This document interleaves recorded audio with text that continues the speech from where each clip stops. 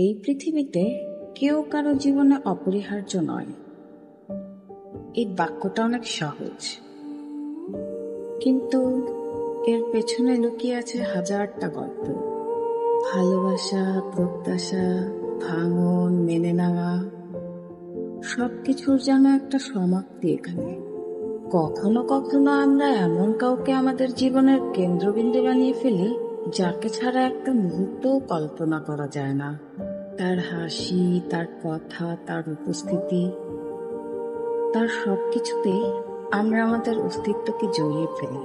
কিন্তু হঠাৎ যদি কোনো একদিন সে চলে যায় বা বদলে যায়, ভবিষ্যতের সব স্বপ্ন তার সাথে কর্পূরের মতো উড়ে যায়, আর আমরা পড়ে থাকি একা, থমকে যাওয়া সময়ের মাঝে। মনে হয় জীবন বুঝি আর চলবে না, শ্বাস নেওয়াটাও বোঝা হয়ে ওঠে। কিন্তু সত্যি কথা হলো, জীবন থেমে থাকে না। শুরুতে হয়তো টানতে টানতে, কষ্টে কষ্টে, কিন্তু একটা সময় আমরা ঠিকই টের পাই আমাদের সহ্য শক্তি অসীম। আমরা নিজেদের অস্তিত্বকে বুঝতে শিখি, কারো ছায়া ছাড়াই দাঁড়িয়ে থাকতে শিখি।